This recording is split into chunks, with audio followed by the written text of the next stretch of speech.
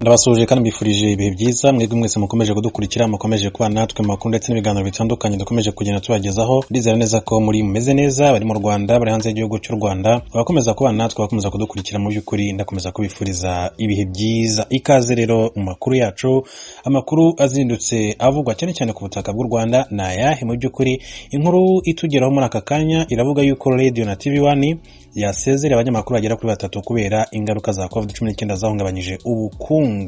Nakwibutsa ko icyorezo cya COVID-19 cyageze mu Rwanda mu mwaka ushize tariki ya 14 z'ukwezi kwa gatatu. Kuva icyo gihe ni icyorezo cyagize ingaruka zikomeye cyane ku bukungu bw'ibigo bitandukanye. Yewe uretse n'iyi Radio na TV1 navuga ko ibigo byinshi byagiye bihagarika abakozi mu by'ukuri bibasezeranya yuko ibintu byongera kumera neza, bazongera bakagaruka mu kazi, ariko navuga yuko igihe gishize ni kirekire ndetse n'icyizere cyamaze gutakara kuri bo. TV1 rero mu by'ukuri nk'uko amakuru dukesha ikinyamakuru cyitwa Hanga.rwa cyandikira ku butaka bw'u Rwanda, aravuga yuko kuri uyu wa mbere mu by'ukuri tariki ya 11 z'ukwezi kwa mbere 2021 televiziyo ikunzwe mu Rwanda cyane ku makuru itambutsa yasezereye abakozi. Abanyamakuru bagera kuri 3 bavugaga ko basezerewe mu kazi, babwiwe ko ubukungu bw'iki kigo rero ngo bwahungabanyijwe n'icyorezo cya COVID-19 nk'uko amakuru atugeraho akomeza kugenda bivuga. Umwe mu banyamakuru ngo utashatse ko izina rye ritangazwa yahamije iby'aya makuru ndetse anabwira iki kinyamakuru Hanga.rwa ko ibi abanyamakuru ngo babibwiwe mu nama rusange yabaye kwa gatandatu ushize, uretse ko ngo batari bazi abasezererwa abo ari bo. Yakomeje avuga ko ibi ngo byakozwe kubera ingaruka za COVID-19 zahungabanyije ubukungu nk'uko abanyamakuru babibwiwe muri iyo nama. Abasezerewe rero ni Jean Dodier Kanijabo, Nadine Umuhoza, Farouk Rene uzwi ku izina rya Pedro, Kakuza Nkuriza Charles uzwi ku izina rya KNC, nyiri Radio na TV1. Ngo iki kinyamakuru Hanga.rwa cyagerageje kumuvugisha kuri aya makuru gusa ngo ntibyakunda.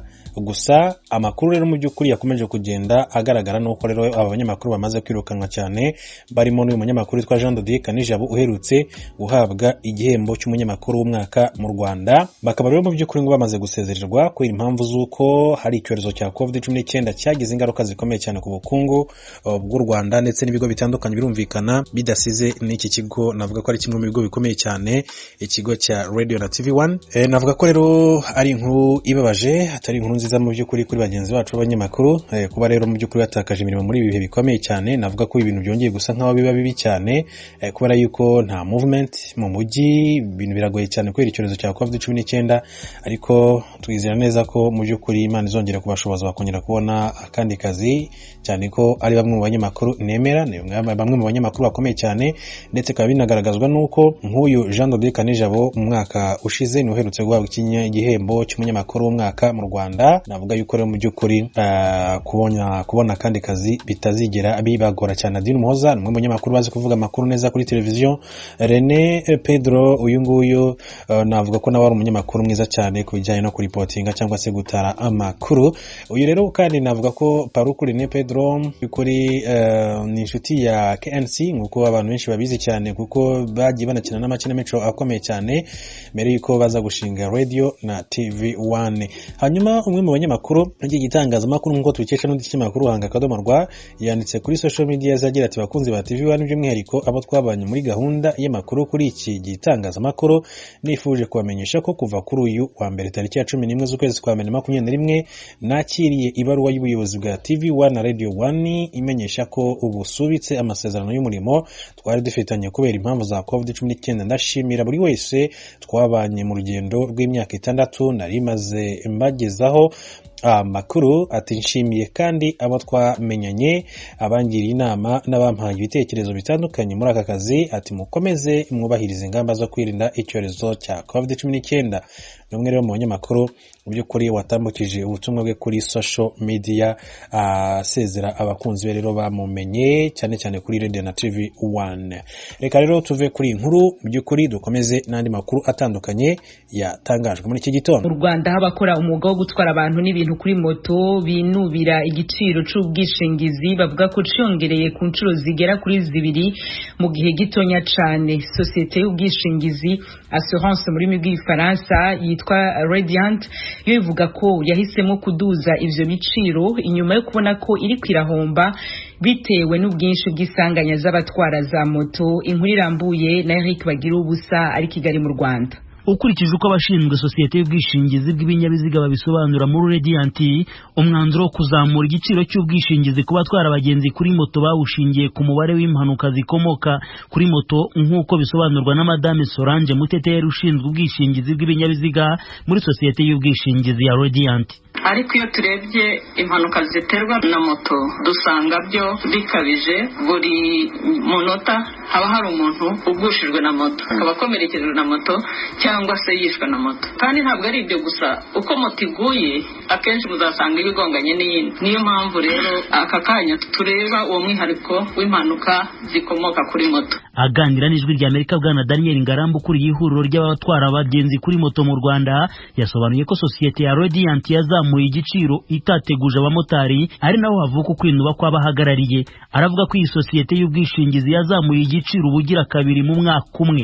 Ariko igitangaje nuko bapandishije mu mwaka kabiri. Wa mbere barabanjije biva 92, ariko ubu bakurikije moto imaze hari n'ubifata 130 cyangwa 140 bakurikije igihe yasohokeye. Uganiriye n'abakora umwuga wo gutwara abagenzi kuri moto basobanura ko ibiciro by'ubwishingizi ku binyabiziga byabo bihanitse byongeye mu bihe isi yose yirinda icyorezo COVID-19, ari nako imikorere irushaho kuba mibi. Sinzi nimba leta yo hari ikintu yadufasha kugira ngo byibuze iriho ukuntu yenda stress ihamye ku biciro yari iriho, tutegereze ko icyorezo kigabanuka, wenda abayuriza umuntu akorera amafaranga kugira uzana n'amafaranga yo gukorera stress no kugira ubona yo kurya ubumwe bibi birakaze. Mu rugo urabona n'igihe cyo gukora barakigabanyije, none ugasanga ni saa 2 dutahira, kandi noneho ntabwo uturere ntitugenderana. Kandi abantu twatwaraga nkatwe dukorera Nyabugogo hano mu mujyi, abaturutse mu ntara tukabatwara tukabona amafaranga, none ntacyo turi gukora. Hamwe abanyamakuru mutuvuganira ntabwo kuzamura silence n'igihe turimo ntabwo biri gukunda pe. Wenda nibagerageze igihe turimo kigabanuke, nikimara kugabanuka bazabone kuzamura silence. Nta kintu tugikora nka mbere, ntabwo tugikora amafaranga nka mbere. Ubwo nimba kuva mu gitondo umuntu amaze gukora amafaranga atageze mu 3,000 zirabisaka zirageza akeneye kurya, ubuse azagura silence y'130 azayakura he? Nibareke covid banze gabanuke babone kuzamura ibice nako turi gukora wenda. Naho ntabwo amafaranga ya silence ntabwo umuntu yayabona. Bwana Ngarambe uhagarariye abamotari yizeje ijwi rya Amerika ko bagiye kuvugana n'abashinzwe amasosiyete y'ubwishingizi mu mugambi wo kureba uburyo iki kibazo bakibonera umuti.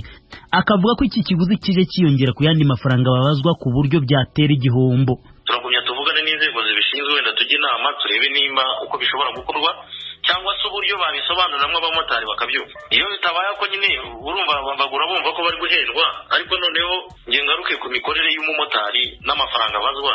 Aya mafaranga yakurikijwe n'andi abagenda bazwa akahita hiyongera hayo, biramugora mu by'ukuri. Hari uba ufite moto ya credit akeneye ko inamutunga, akeneye kubona n'indi misoro y'indabazwa. Ubwo rero ibyo byose iyo bihuriranye no mu mwaka bituma akora akavunika cyane, cyangwa se ugasanga byamuteza n'igihombo. Ku kivugwa na sosiyete y'ubwishingizi ya Radiant ko abatwara abagenzi kuri moto ari bo baca gahigo mu guteza impanuka nyinshi, abamotari bo bakavuga ko byasaba kubikorera ubushakashatsi kuko bemeza ko badakora impanuka hagati yabo bwabo, ahubwo ko bakunze kugongana n'ibindi binyabiziga. Icyo twagakoze ubushakashatsi, moto zigongana moto kuri moto cyangwa zigongwa n'amamodoka. Natwe ukuntu tugenda mu muhanda ikoze ubushakashatsi, imibare iza kenshi ni imodoka biga zigongana na moto zigongana ubwazo nizo nkeya. Twebwe icyo tureba bakazamura silence, ariko nabo bagashyira mu gaciro. Harimo gukabya kurenze, rumva niba ufata moto silence ukayizamura mu mwaka umwe inshuro 2. Kugeza ubu Radiant niyo yonyine rukumbi yishingira abatwara abagenzi kuri moto hose mu Rwanda. Ba nyir'ubwite bumvikanisha ko izindi sosiyete z'ubwishingizi zibashyiraho amananiza zikazamura ibiciro zanga guhomba, nk'uko Bwana Ngarambe yabisobanuriye ijwi rya Amerika.